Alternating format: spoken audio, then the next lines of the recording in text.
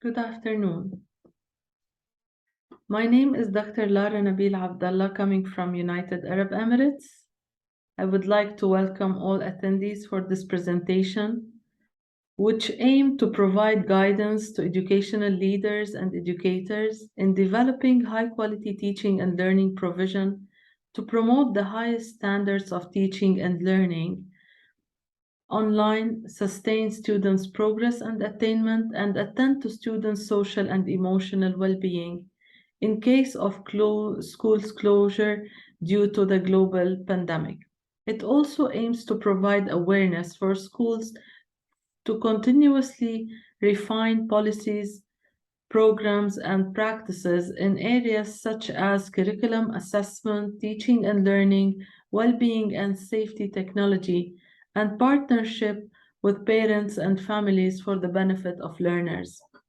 Today's presentation is to ensure the continuity of learning and achievement amidst the COVID-19 pandemic through quality distance learning provision. This presentation has 5 main objectives. First of all, we will highlight on distance learning in the era of COVID-19. Then we will discuss the curriculum modification needed. Then we will move to distance learning instruction. And definitely we need to discuss monitoring the progress through assessments. And lastly, we will be discussing the well-being. Before we start talking about the 5 objectives of today's presentation, I would like to start with this quote, which says, "In crisis, it is acceptable to have more questions than answers. In crisis, there is no room for not invented here. In crisis, we should all be learners." In crisis, every member involved in an organization has to be proactive, problem solver, and receptive of new ideas. In crisis, all partners have to collaborate, cooperate, and communicate. At those times, there is no right or wrong. All hands have to be united to lift up the organization and to ensure the continuity of services. Nobody have lived COVID-19 pandemic before. We lived it all together. We were in this challenge all together, and we were looking at solutions and practices to make sure that we live to it and we succeed to ensure the continuity of teaching and learning.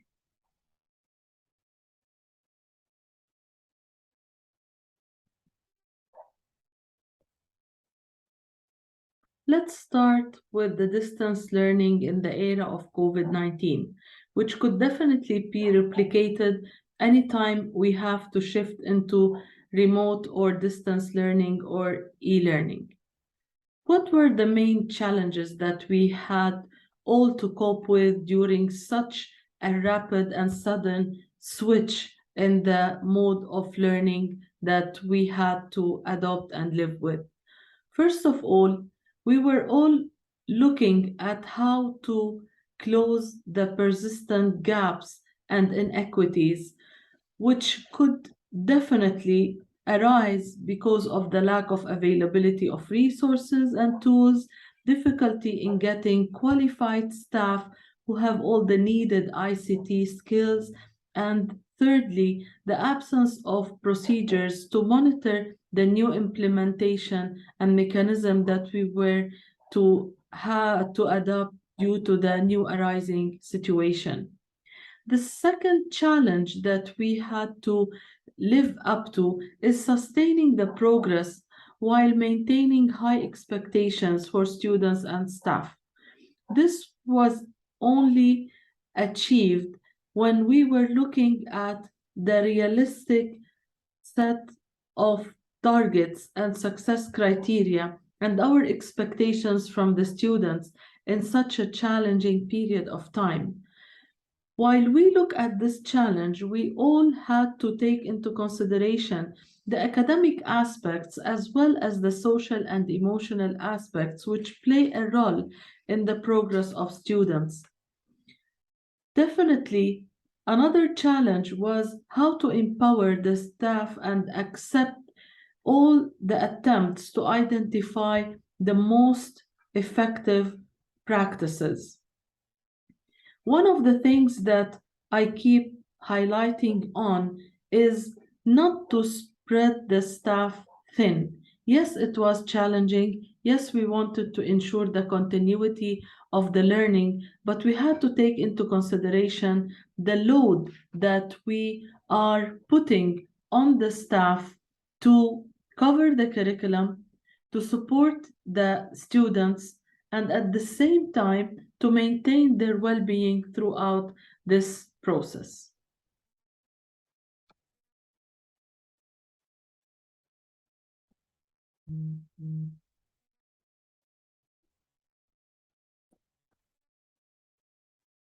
So, how to ensure continuity of learning during school closures?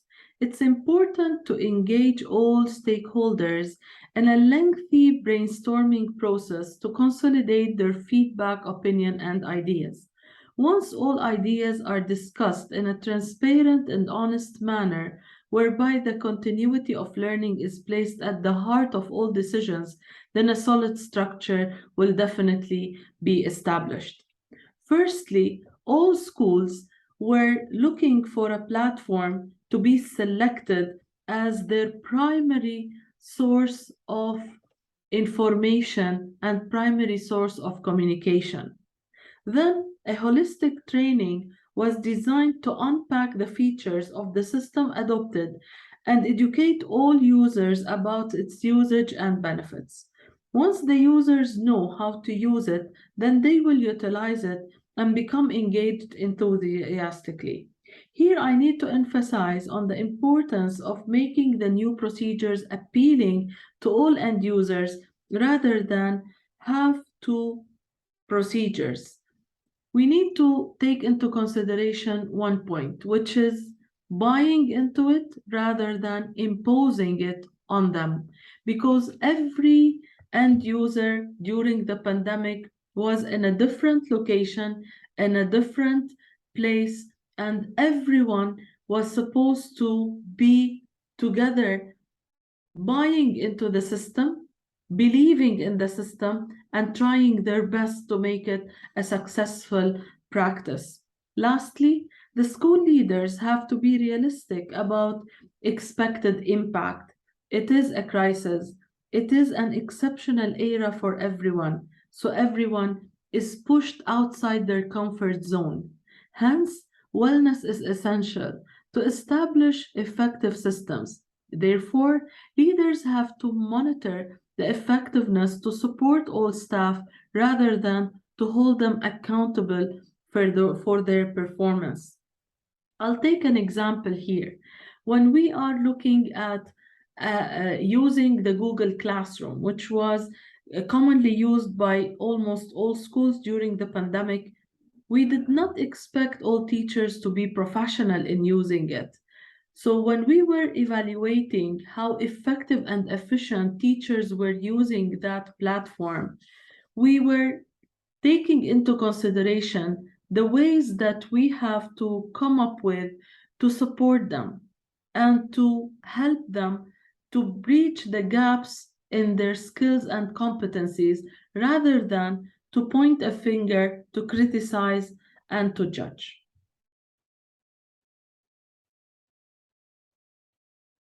I would like to invite all the attendees to write three keywords in the chat under each of the following categories, which can highlight on the practices that they have as experience as part of their experience as educators when they were using the face-to-face learning mode versus the distance learning.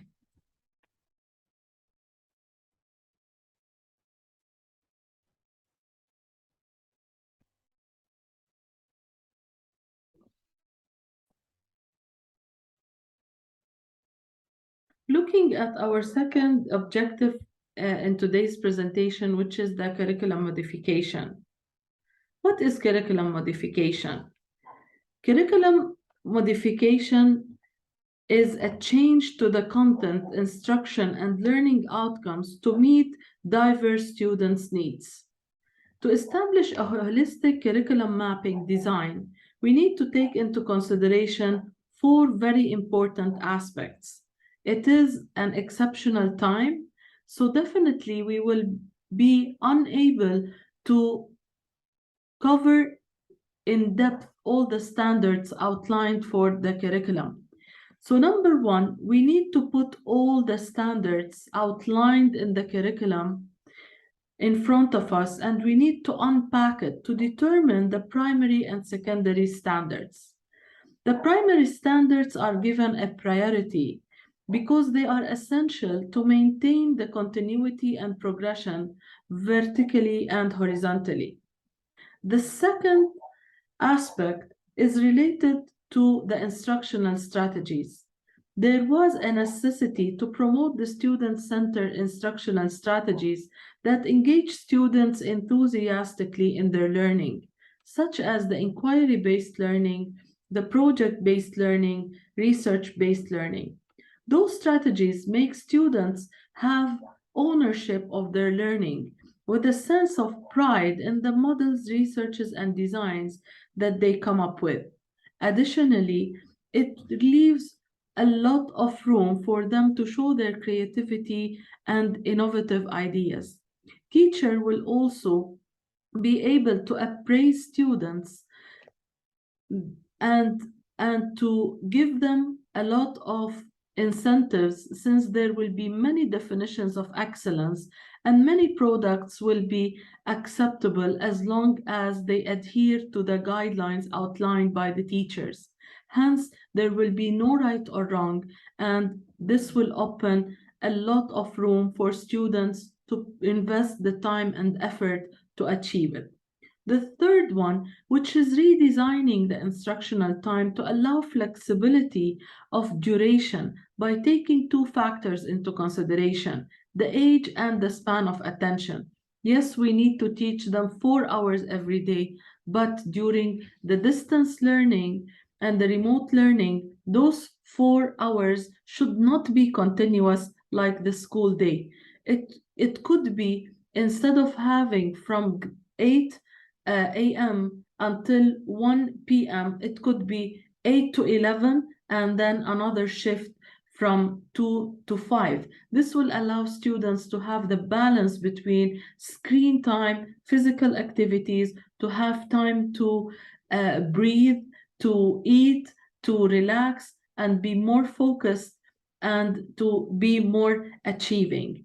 And the fourth one, which is looking at the era which is post to the pandemic, identifying the standards that were classified as secondary and keeping them in mind when we are trying to recover the curriculum after the pandemic.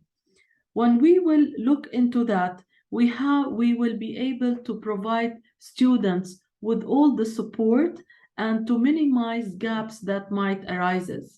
A question that I would like to ask at this point in time: if we are looking at the cohort of grade 7 students in the academic year 2018-2019 versus cohort of students that are now in the academic year 2022-2023 in grade 7, could we say that both of those cohorts have been through the same learning experience? They have the same skills and competencies? Definitely not. After we do identify primary and secondary standards and we take into consideration the instructional time and the instructional duration and the strategies, now we need to look into the curriculum unit planning. So there are main considerations that we have to take into consideration. First, looking into the alignment between the written curriculum and the intended curriculum. How can I look into the written, look into the intended, look into the implemented, and evaluate the achieved? Are we considering the platforms that we will utilize for remote learning? The third one, which is looking into the depth of knowledge for every and each single standard. Let's consider the following example. If we are taking a learning objective for a grade 9 English literature standard, which looks at the theme of a story, yes, it is primary for students to identify the theme of story. So this is level 1 in the depth of knowledge, and it is categorized as below curriculum expectations for a grade 9. If we see that students have mastered that, we can look into the second level in the depth of knowledge, which is maybe considering another target which calls for compare and contrast the theme of two stories. This is what almost all students are expected to achieve in grade 9. The third level in the doc is when we look at how to analyze the author's development of the theme throughout the story. And we reach the highest level when we ask students to write two stories that have opposing themes.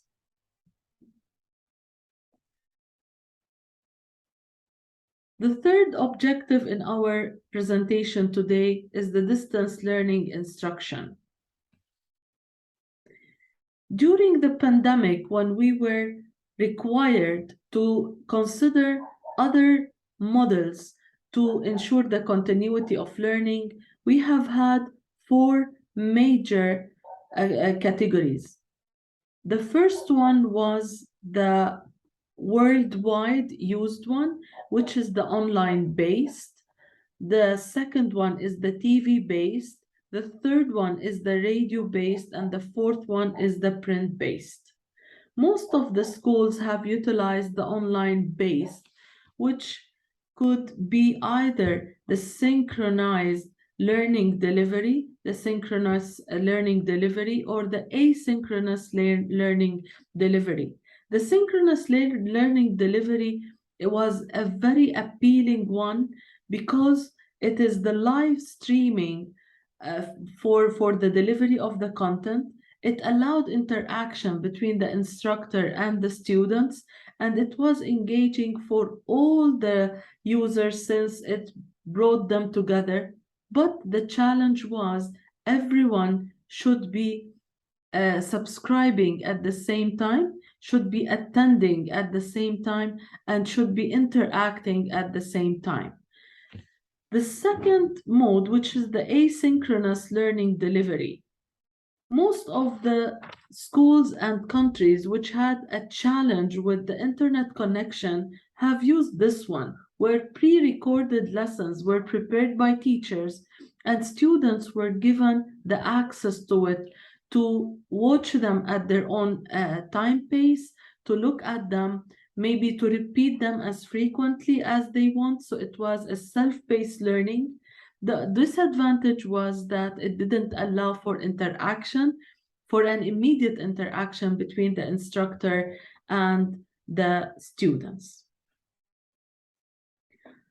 Now, after having the designed unit planners, which outlined all the elements related to the curriculum delivery, instructional strategies, and the mode of delivery, we look at the lesson planning guidance for remote learning.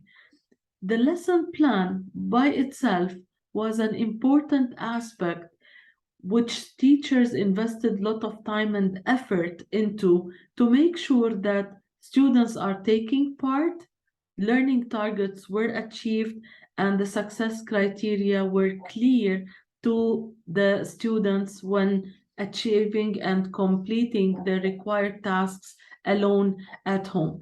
So what was the main components or the main features that teachers had to ensure in their lesson plan to make it a successful lesson? First of all, to have it a learner-centric. Today, the challenge was in the resources that students have available at home. Different students have had different learning environments based on their available resources at home. So teachers were trying their best to engage the students in conversations to get to understand what were the available tools with them at home, and to make sure that they are utilized and part of the lesson design. The second one, which is to include variety of media types in that. During the online learning, all teachers were creating learning opportunities to cater for the different abilities of students. The case was the same during the online learning. The only difference was the media tools that the teachers have to look into in order to have them available and utilized. The third one, which is the opportunities created for active learning, how to make students interact and discuss. Through Zoom, we saw the development of the rooms where students were assigned to different rooms. They could have small discussions in their groups in order to allow for interaction. The fourth one, which is the metacognition, we have to make sure that through the process, the depth of knowledge is there. Students are discussing their thinking process with the teachers, and they are achieving. And the last one, which is setting clear, defined expectations. Using rubrics, using clear individual learning targets were essential in every and each single lesson, because some students struggled and the support was not only dependent on teachers but also on their parents. So it was very important for successful lessons to include those guidelines to guide the teachers and to guide the students at the same time. The fourth objective in today's presentation was monitoring progress through assessments. Paper and pencil was definitely not a very wise thing to use to assess students, because they were not under the supervision of the teachers and they were abroad in different places. So to monitor students' progress during remote learning, the assessment mechanism was more focused on products, was more focused on specific achievements at specific time intervals. So the usage of performance tasks was the primary one, and it did substitute the traditional assessment. Teachers were looking more at collecting evidence of learning over time to show where the student was at the beginning and where did he reach towards the middle and the end of the process. So e-portfolios were essential product to be developed, and teachers were relying heavily on providing feedback, whether be it in written or verbal, whether they are using the synchronous or asynchronous mode, and many digital platforms were there to support that. One of them is CISO. At my school, we have had a very successful story to tell about CISO, because it allowed the interaction between student, teacher, and the parent at the same time. Everyone was able to contribute, to take part, and to appraise students for their achievements. Class Dojo also was a helpful digital tool, Kahoot, quizzes.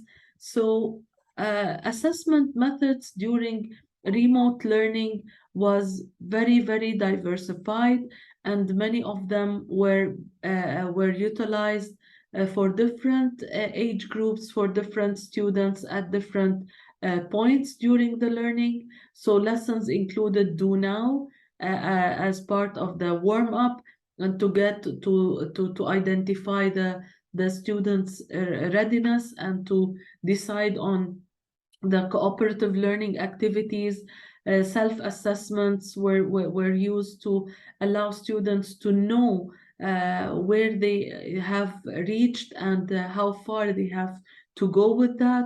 Entry, admit slips, and exit slips to test students upon starting a certain theme and towards the end of achieving it.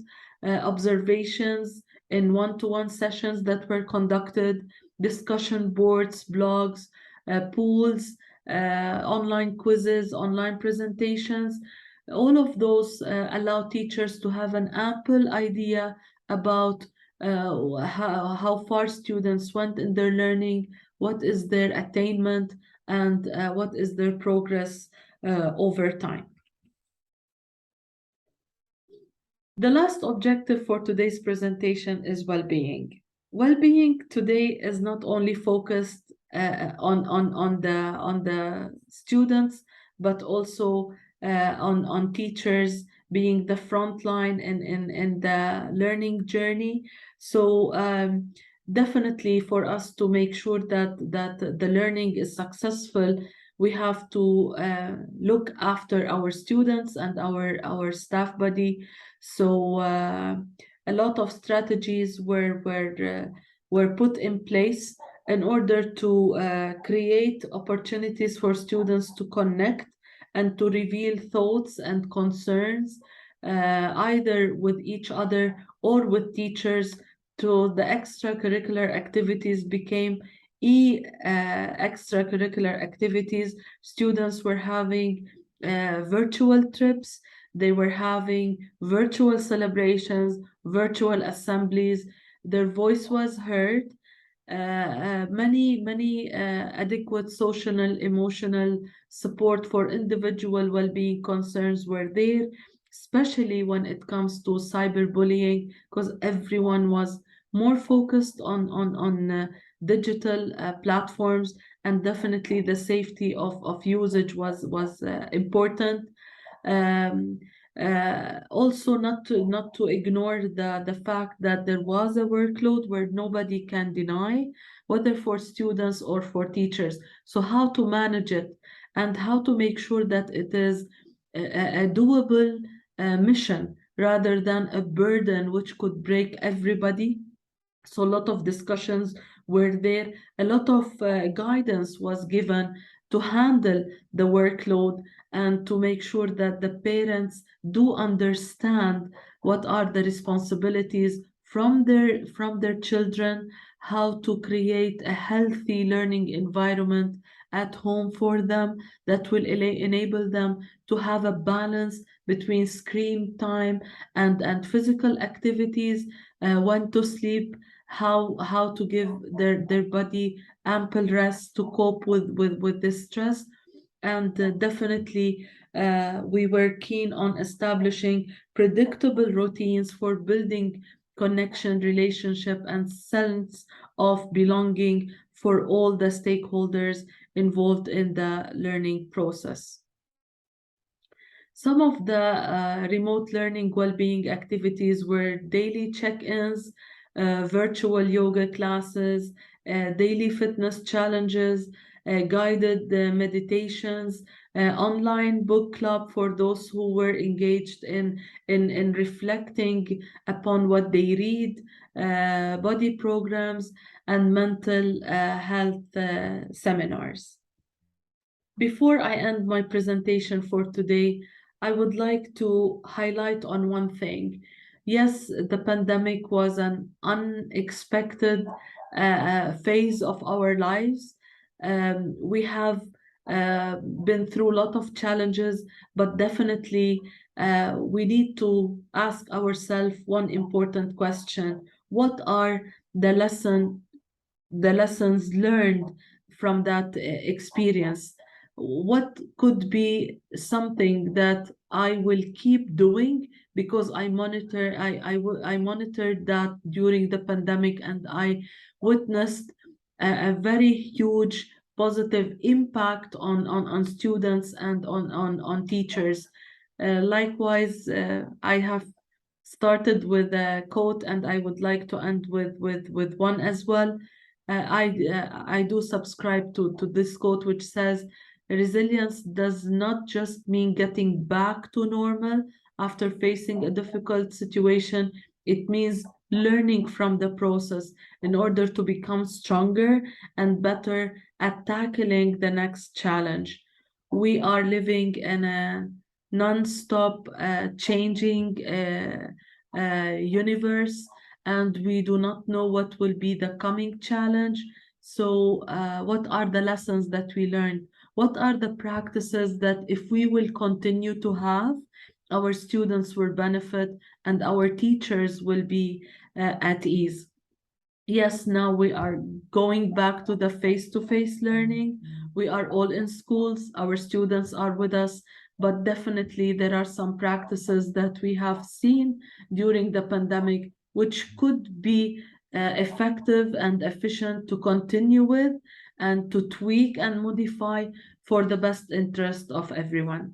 Thank you so much. And now I will open it to any question or comment or commendation that you would like to bring to the table. Thank you.